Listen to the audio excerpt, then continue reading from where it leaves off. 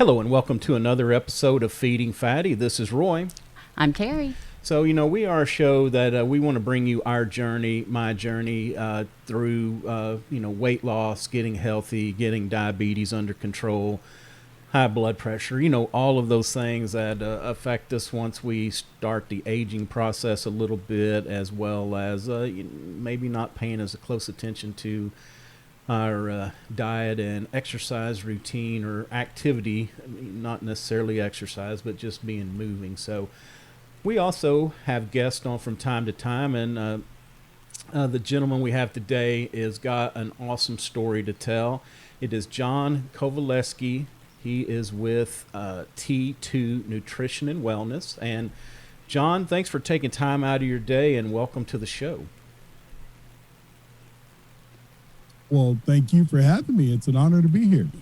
You bet. And, usually I do a little bit longer of an introduction, but I think your story, it's very profound. And, we talked a little bit pre-show. I would rather you tell it and, make it more personal than me just kind of reading it off of a piece of paper. So with that, we'll just turn it over to you and say, tell us a little bit about your story, how you found yourself here, and we'll go from there. Absolutely. Well, my story is like a lot of people that I work with on a daily basis. It started back in the summer of 2007.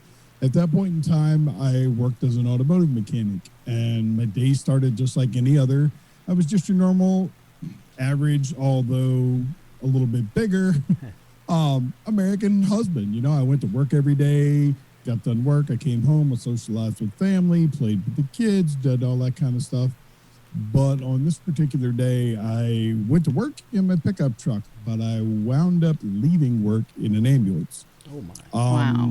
I had just come back from lunch, and I was doing an alignment on a vehicle, and I was underneath the vehicle making adjustments and whatnot, and I fell into a diabetic coma. About a half hour later, my coworkers came back, found me laying back there, rushed to the hospital in an ambulance. When I got there, my blood sugar was well over 500, which very easily could have killed me. Wow. And I had no idea what I weighed or anything at that point in time. I just was one of those people that I ate what I wanted to eat. I didn't exercise. I didn't much care. And I figured, well, when it's my time, it's my time. Right. And I should have been smarter. My family history is riddled with heart disease, cancer, diabetes, all these different things. And you would think that I would have been smarter, but I wasn't. I was just like a lot of people, just kind of going about day-to-day life, being oblivious as to, what we're putting in our bodies. Yep. And I woke up from that diabetic coma, and the doctor looked at me and he said, you are at the very least the type 2 diabetic. It's possible that you are type 1. We're not sure yet. But one thing I do know is if you continue down the path that you're going down, you're probably going to be dead within a year. Wow. So At that point in time, it was like, big wake up call. And I was like, okay, well, that's not happening. So playtime's over. It's time to go to work. Yeah. And immediately the next day when I got out of the hospital, it was like I started checking into going to see doctors, getting on medication. But the best thing that happened to me was when I went to see an endocrinologist, and I spent like 45 minutes working with a dietitian in his office. When she started to explain to me how different nutrients work within the body and how manipulating those macro and micronutrients can affect our blood sugar levels, it lit a fire under me, and I was absolutely fascinated. So now, back in 2007, the internet wasn't the resource that it is today. I had to spend a lot of time in a library reading books and things of that nature. Whereas if it would have been fast forward to now, I would have been able to just get on the internet and on YouTube and learn everything I need to learn. Right. So it was a long process, but over the course of the next, I'm going to say 6 years, I changed a lot of eating habits. Was still on diabetic medicine, but I had lost a fair amount of weight. I had lost about 60 to 80 pounds, somewhere in that area. But I still wasn't as healthy as I wanted to be. I still smoked at that point in time. I smoked 2 packs of cigarettes a day for 30 years. Wow. And I decided when I quit smoking that I was going to make a change. And I was driving by a gym one day and I was like, you know what? I'm going to stop. And I stopped and I checked out the gym and I wound up joining. And everything just kind of blossomed from there. I fell in love with fitness, with lifting weights. And then once I got myself to the point where I was off all my diabetic medicine and didn't need to go see the doctor on a regular basis anymore, I was like, you know what? I want to help other people do this and I want to make things easier for them. I don't want people to have to struggle like I did going into all that once I found out I was type 2 diabetic. Yeah. So that's pretty much the story in a nutshell as far as my main fitness journey. So prior to you being carted off by the ambulance, you hadn't been diagnosed with diabetes? No. Nope. Hadn't been diagnosed. I didn't go see the doctor. Yeah. To me, I felt normal. I did everything that, all my friends around me did. I worked 60, 70 hours a week.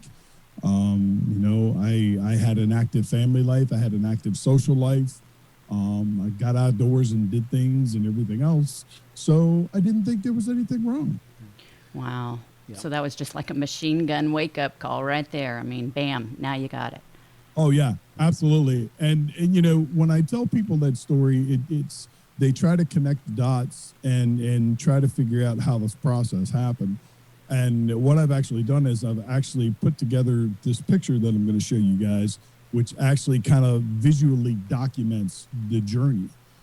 Now, wow. On the left, immediate left, that was me at 405 pounds.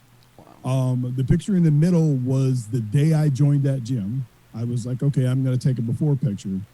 And then at my leanest was that picture there in 2019, where 249 pounds, and I was running about 11% body fat at that point in time.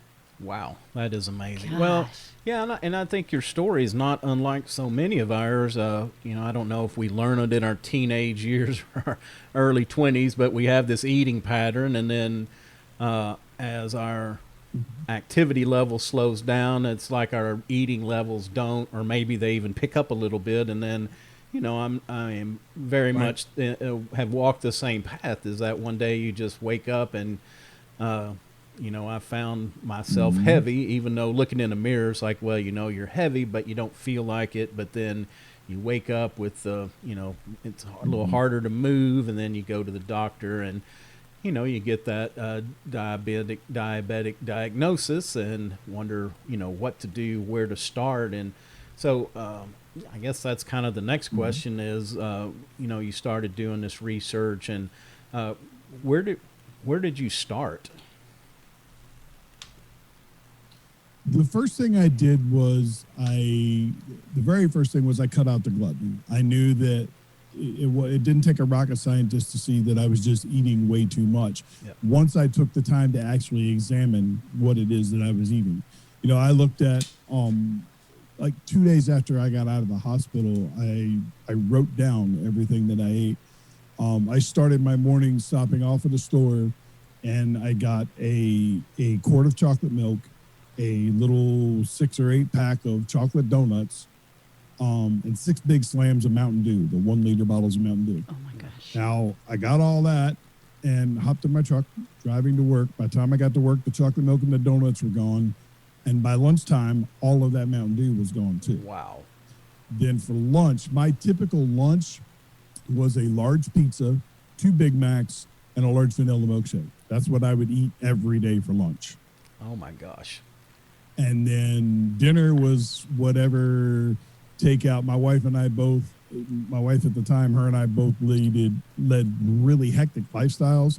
So it was like, we were never cooking. It was always takeout, this, that, or the other. So whoever grabbed takeout, that's what we ate that night. And once I wrote it down, and then I started looking at the macro and micronutrient content, right. it was like, okay, this is one of the biggest problems right here. I'm just eating entirely too much. I don't need to eat this much. Yeah. So cutting out the gluttony was the first big step that I took in order to start to get my situation under control.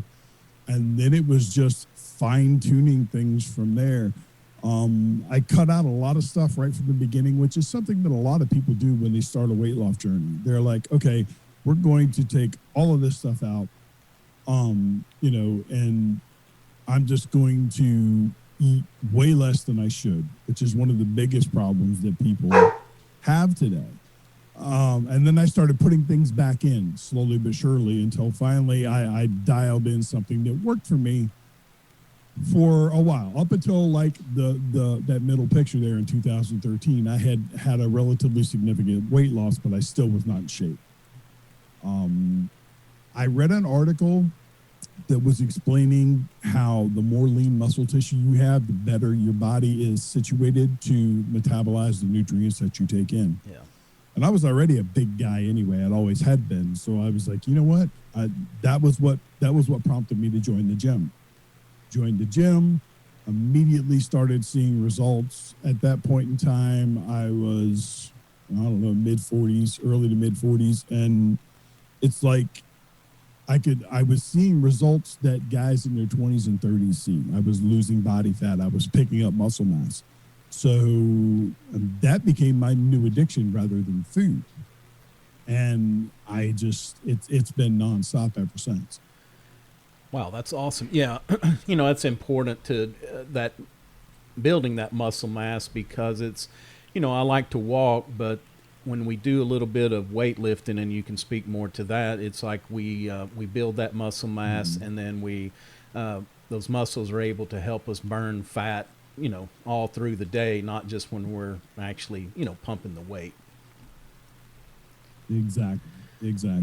Yeah, I mean, there's a process in the body called adaptive thermogenesis, and long story short, the more muscle costs much more to maintain than fat does. Fat doesn't cost you a thing. You don't burn a single calorie to maintain fat. Fat's just there. Yeah. But to maintain muscle mass, you have to make sure that you're getting adequate protein. You have to make sure that you're doing all these things, because if you're not getting proper nutrients, your body is actually going to break down that muscle tissue, because it is easier to break down and utilize for energy than what fat is. Right. That's why muscle burns faster than fat. Yeah. So you said that, when you got to the hospital, your glucose was over 500. So what was the, I guess, the path, or how long did it take you to get that down to a manageable level? I mean, I feel like, there's medication involved to a certain point. Right. Absolutely. It took me about 4 months to get it to where it was manageable. It still wasn't where it needed to be. Yeah. But it's like I had an A1C test done roughly about 2 weeks after I got out of the hospital, and I think that A1C came back at like 11.6, which is super high. Right. Inside of 4 or 5 months, I had it down to like 8.4, and then it was just slowly but surely working its way down. The biggest catalyst, to be quite honest with you, was when I joined the gym. I mean, I had done well up until that point. Yeah.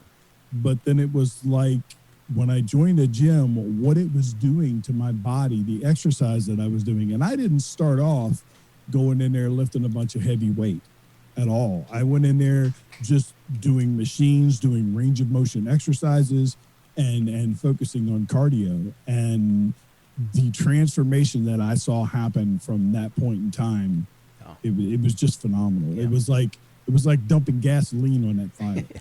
Oh, wow. Yeah, that's kind of what our plan is. We, we go to the gym. We like to walk and do, the cardio there. But we also do the weights, not, on a heavy scale, but more, like you said, for range of motion. It just makes me feel better to have a little resistance. And then also some of them, kind of stretch me out. So it's a twofold. But one thing I see in my struggle, and, I'm kind of up and down the scale with the, on the blood sugar, but that not only does the carrying the weight, because I'm still overweight, I can eat right, watch my carbs and my sugar, and still have a high glucose reading. I just, there's sometimes it's just hard to manage that. But then that little exercise component of getting out and walking, the difference that it makes from before and after, it's significant. I can tell a huge difference Yeah. after you do Absolutely. that. I mean, if you go out and have a walk, you're watching everything you eat, but if you go out and have a walk and come back, there's a huge difference. Yep. Yeah. But see, something else that you'll notice a lot too is people that have problems regulating their blood sugar, like when they go to the gym. I still do this today. I check my sugar a couple times a day, and my blood sugar's under control, but I still check it because I want to know as I get older. I mean, I'm 2 weeks from my 54th birthday right now. And, as I get older, I want to monitor and pay attention to how my body's changing. So it's like I can check my blood sugar a half hour before I go to the gym, and it might be 108 or 109. But once I get done working out, I can check my blood sugar in the locker room, and my blood sugar is 140, 150. See, what people don't realize is when you're expending energy, when you're doing exercise, your body is breaking down glucose. Okay. It's breaking down glucose to get the ATP, which is the energy currency that the body uses in the muscles and everywhere else. So basically what winds up happening is all of this stored glucose, which is the stored form of glucose in your muscles, is called glycogen. When it's released into the bloodstream to be used for energy, it runs your blood sugar levels up. Yeah. So people have a tendency to misconstrue that as it being a bad thing, and it's really not. Yeah. Glucose, when it's broken down, acts much, much differently than what fat does. And that's what people, when you're on your journey and you get to the point where you're really doing any sort of strenuous exercise in the gym and whatnot, these are all things that you need to make sure that you're clear on. When you're losing body fat, for every gram of stored fat you have in your body, you store 3 grams of water.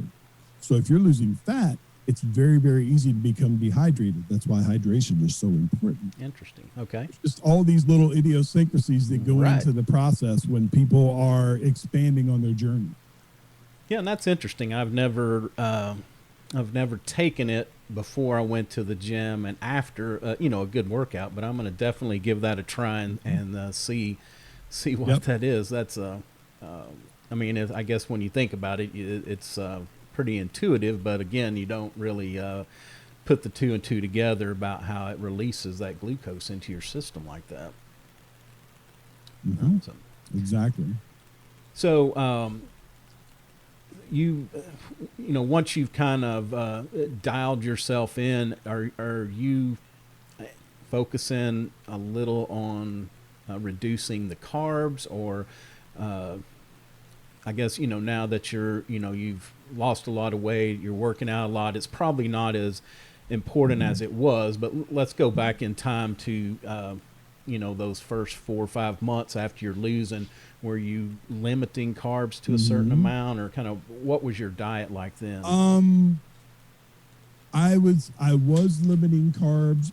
At that point in time, I was not aware of the difference between simple carbohydrates and complex carbohydrates. That part I didn't get to till later on in my journey. So I was limiting carbs and sugar overall. Then actually I ran across a ketogenic protocol, and I have run that off and on for a number of years. I don't do it all the time like some people do. I'll do it for maybe 3 months, and then I'll go back to eating regularly. And the reason I do that is I don't want to restrict my carbohydrates so much that as I get older, my body doesn't realize how to handle them anymore. Right. So I'll run a protocol for 12 weeks of I'm eating ketogenic, and then I'll shift gears and I'll go back to eating more of a metabolic style where I'm eating 300 or 400 grams of carbs a day depending on my training load, but that's spread out over 6 meals. I don't eat large amounts of carbs at any one setting. Yeah, that's another thing that I've noticed, with myself is it doesn't matter what the number is, but whatever your carbs, if you can have those over a day, but if you tend to pile them all up into one meal, I still get the big spike. Whereas if, I try to limit Yep. them and spread those out over the day, much better in managing the, my glucose levels. But I was going to get you to drop Right. back for just a minute. You mentioned the simple versus the complex. Can you just give us, a quick explanation of the difference? Okay. In layman's terms, think of carbohydrates as stacks of bricks. Okay.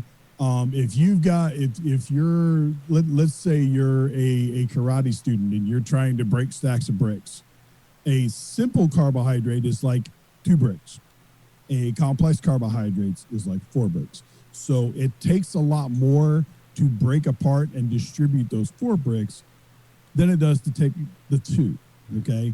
So what winds up happening is, and this is where a lot of people make their mistake when they're dealing with carbohydrates and fat loss.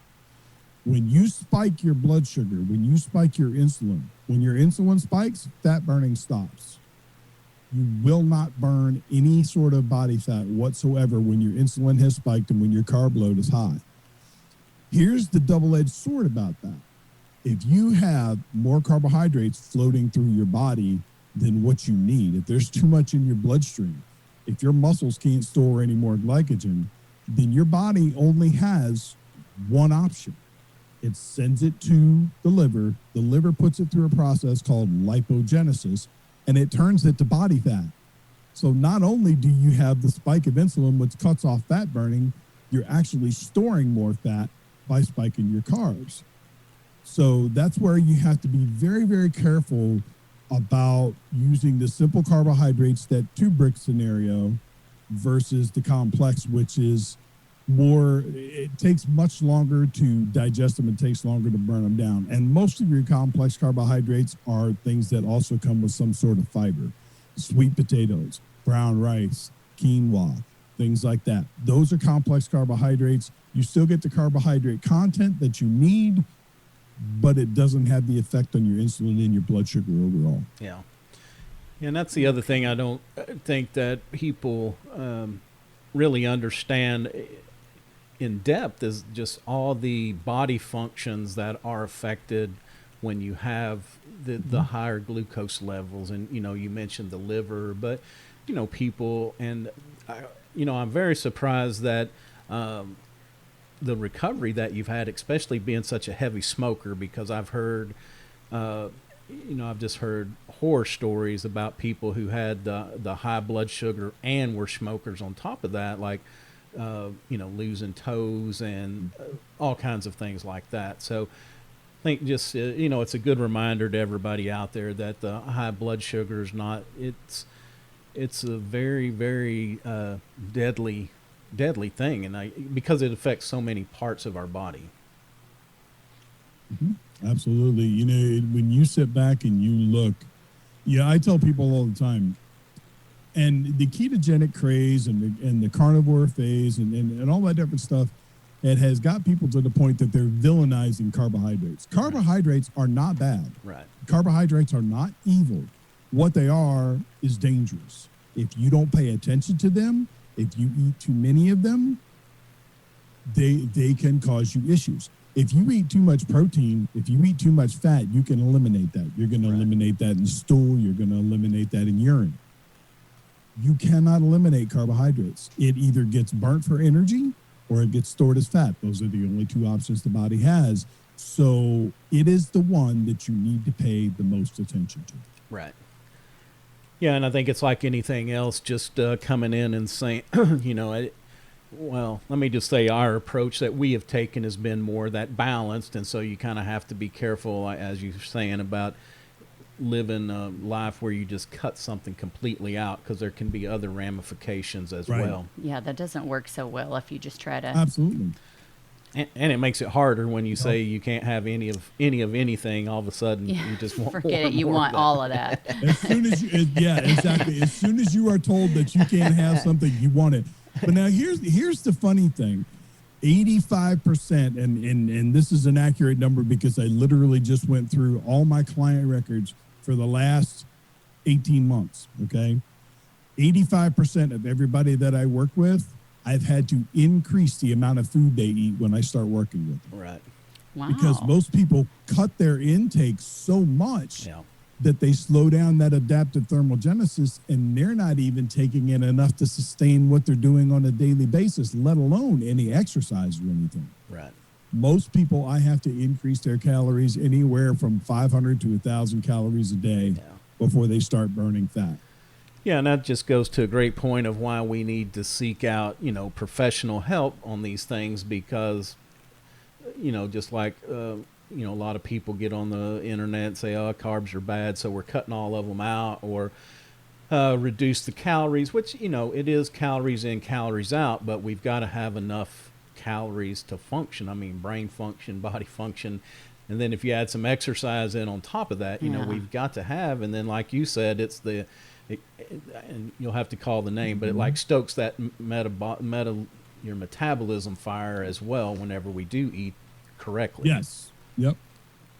And so you're a nutritionist, or is that correct? Yes. Okay. Yes. Yep. And then do you have a certification in fitness as well, or?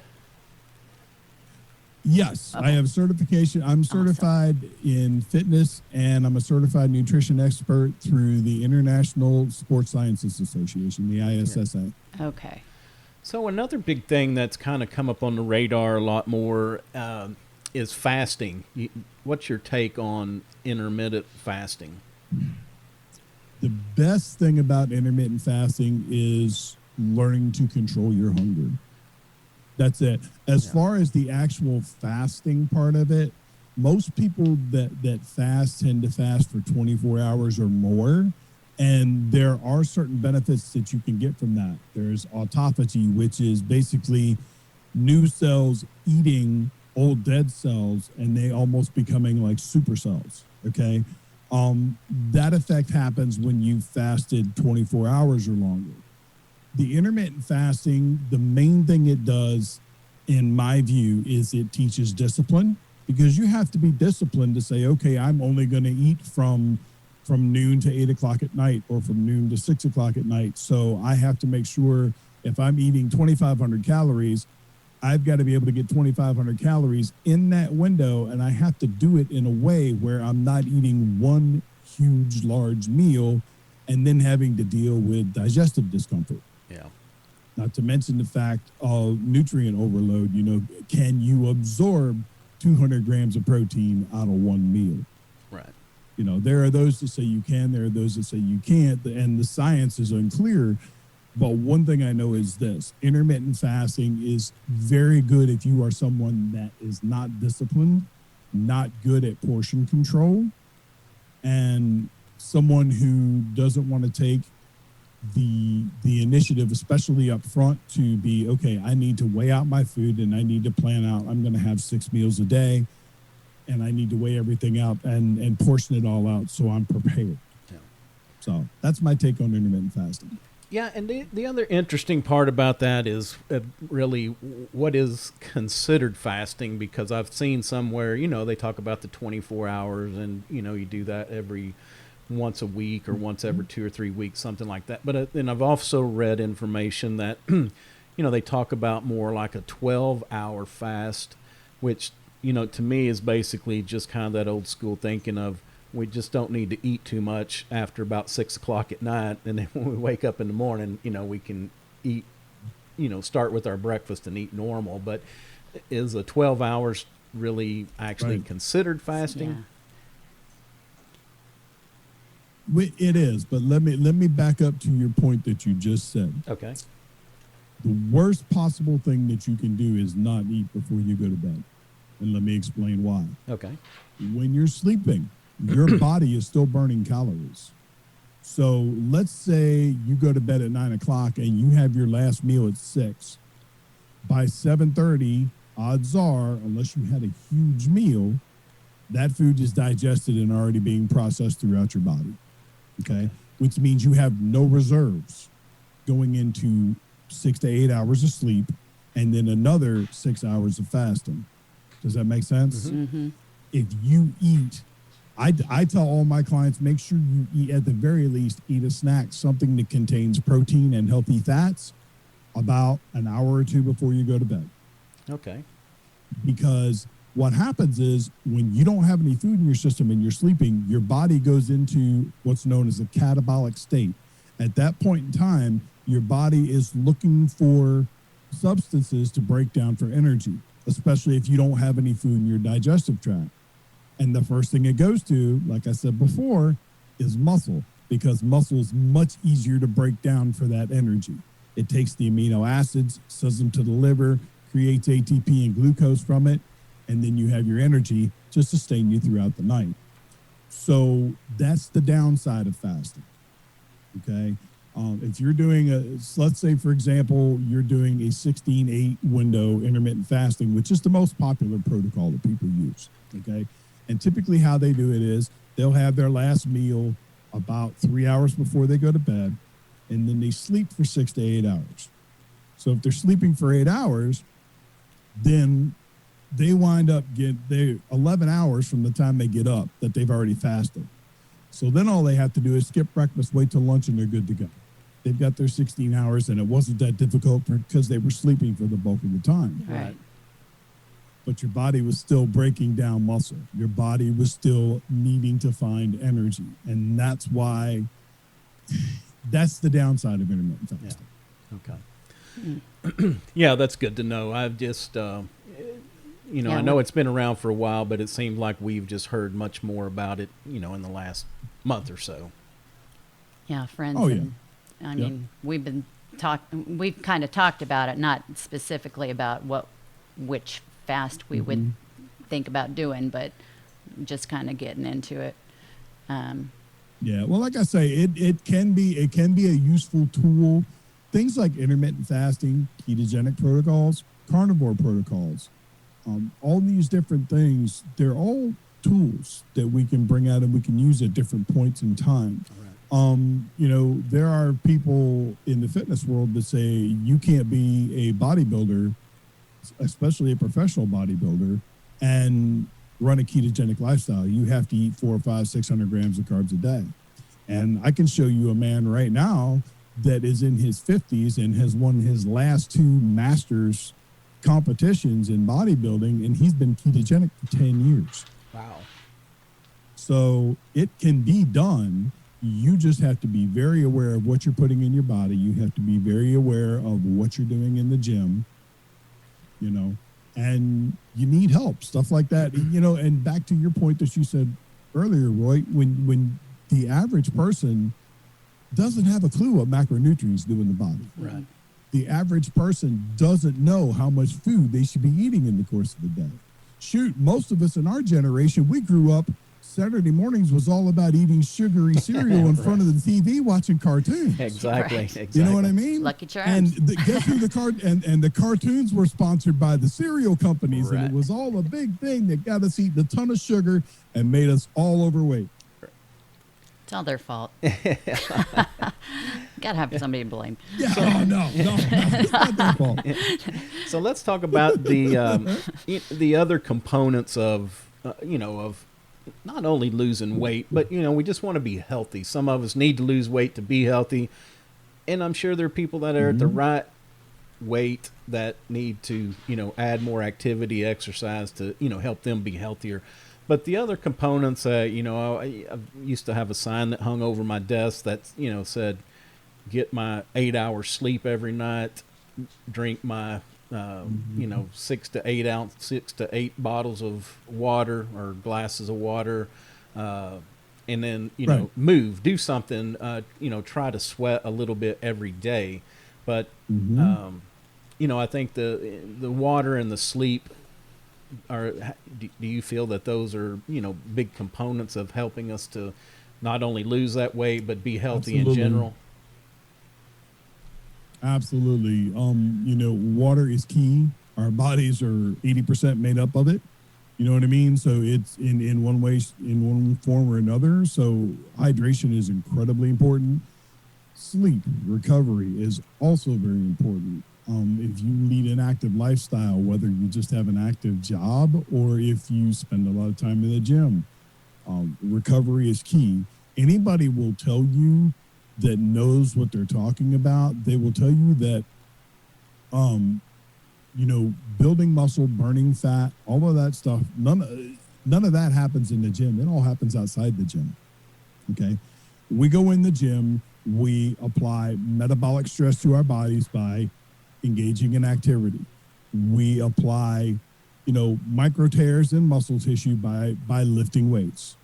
Okay. That's the catalyst that starts it all, but then everything that happens outside. It happens in the kitchen, it happens in the bedroom sleeping. So yes, hydration, incredibly important. You should be aiming to get a minimum of 6 hours of good quality sleep a night. If you can get 8, great. If you can get 10, even better. Yeah. But you don't want to be getting less than 6, because then that starts to mess with your circadian rhythms, and that throws off all kinds of metabolic processes within the body. So yeah, those components are incredibly important. But the biggest, and this is the biggest and most underrated component of anybody's health and fitness journey, it's right here. Right. Oh, for Mindset is key. Yeah. Mindset is absolute key. And getting all the bad knowledge, all the noise out of people's heads and getting to the truth. Yeah.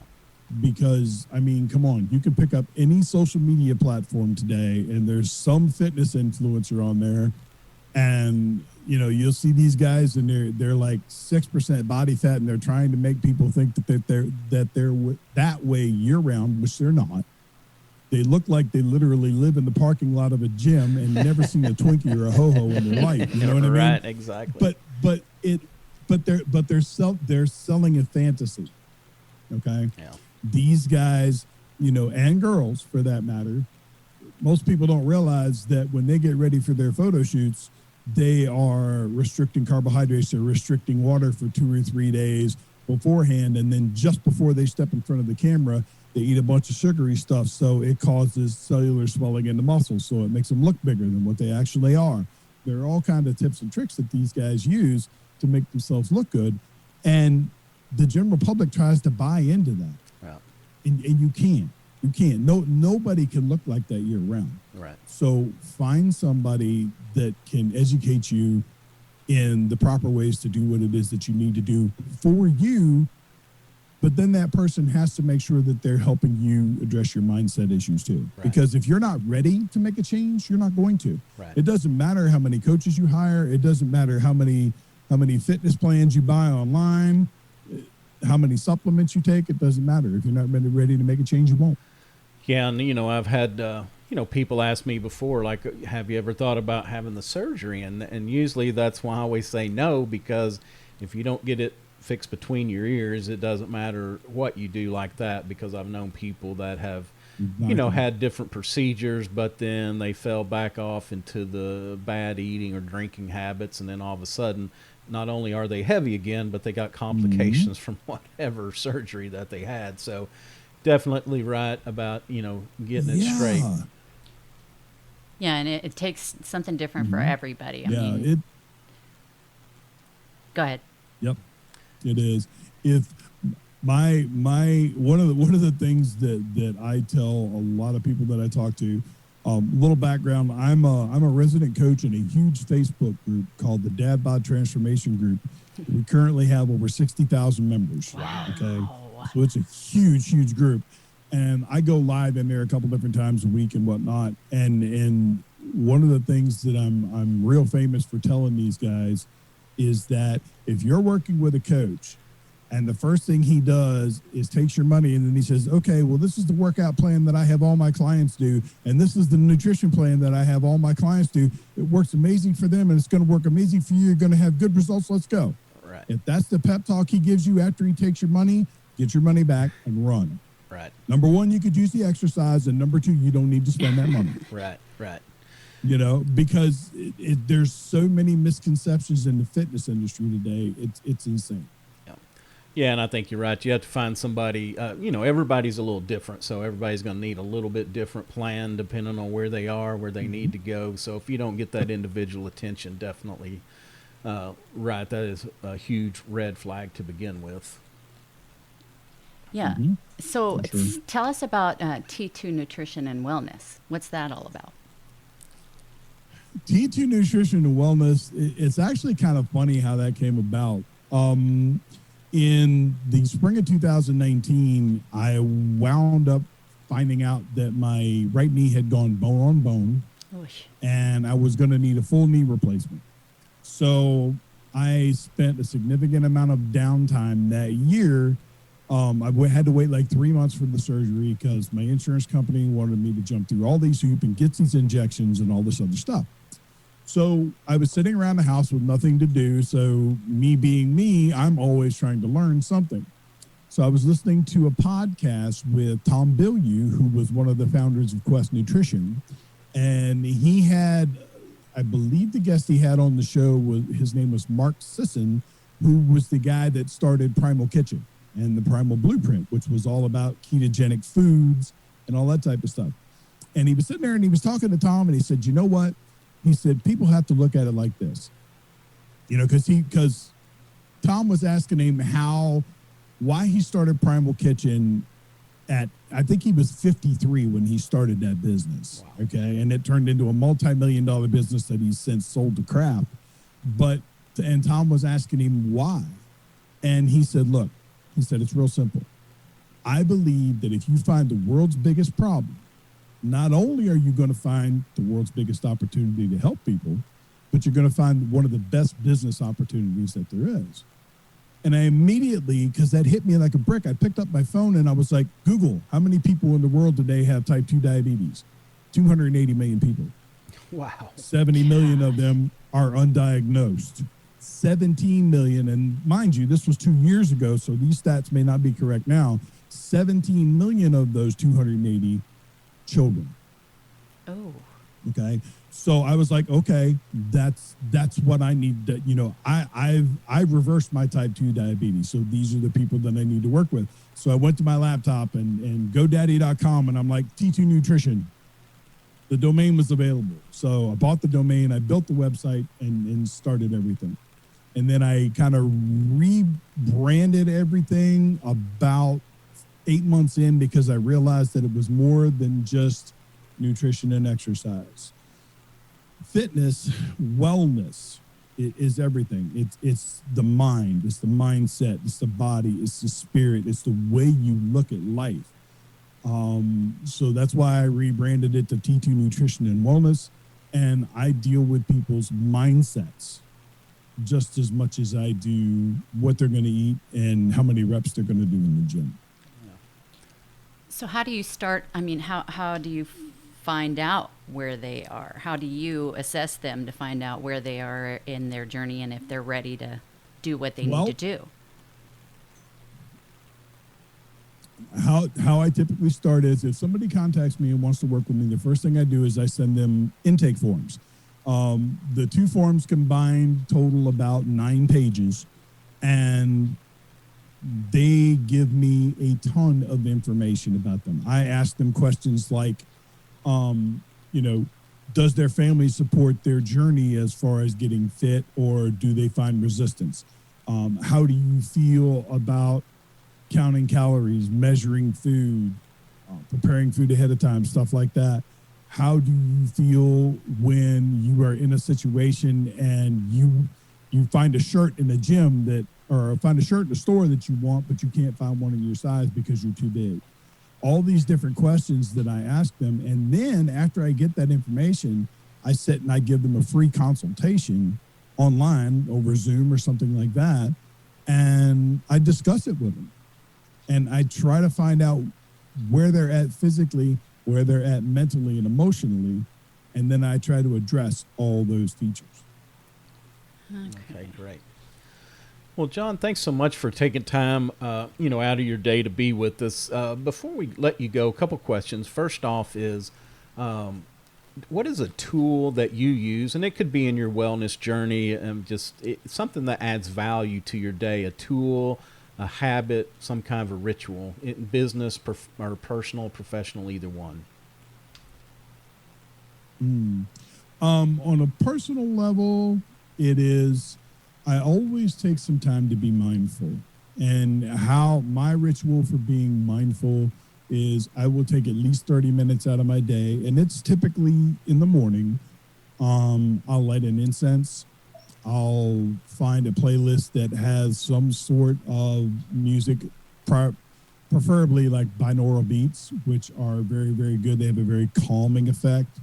And I meditate, and I meditate on how grateful I am to be here. I remember where I was and everything that I had to do to get to where I am now, and why I want to continue to improve where I am, because I want to be around for my kids and my grandkids and my great grandkids for many, many years to come. So that's the biggest tool that I use personally. Is I'm try to be mindful every day. Yeah. No, that's awesome. That is good practice. Yeah. All right. Well, so tell everybody again how they can reach out and get a hold of you if they would like to, talk to you about working with you. Sure. Well, my website is T2 Nutrition and Wellness, and I'm on Facebook, T2 Nutrition and Wellness. Same thing with Instagram. On Twitter, they decided my name was too long, so they redid it for me. I'm Wellness T2. But other than that, I'm pretty much everywhere. I'm not hard to find. I have a podcast on YouTube and all the audio platforms called the Jacked Up Podcast, where I interview people like yourself, fitness professionals. The podcast has a pretty wide berth. I talk about a lot of subjects because I believe, like I said, wellness is all encompassing. So I talk to people from all sorts of realms. Okay, awesome. Well, y'all check out John's podcast and reach out, take a look at the website, see how he can help you, and put him to work for you. You've done a fabulous transformation of yourself. I mean, it's simply amazing. And I've had some blood sugar readings in the 200 and kind of gasped when that happened. So I just can't even imagine getting a 500. That's congratulations. Yeah, so oh my goodness. Congratulations. I know it's a lot of hard work. It doesn't come easy and takes a lot of time, but it's awesome that you're going to put all that knowledge that you've gained and to work to help others. Mm-hmm. Yep. That's my goal. All right. Well, great, John. Thanks so much. That's going to do it for another episode of the Feeding Fatty podcast. We appreciate you taking time out of your day to listen to us. Again, if you're a professional, if you have a great transformation story like John's, we would certainly love to hear from you. So you can reach out to either myself or to Terry. I'm at Roy at I think it's info at feedingfatty.com. And of course, you can pick us up on at www.feedingfatty.com. The podcaster put up there with the player. You can also catch this over on YouTube. Also, Instagram, Twitter, Facebook. We're on all of them. So until next time, take care of yourself and be sure and take care of each other. I'm Roy. I'm Terry. Thank you. Thanks, John. Appreciate it. Thank you.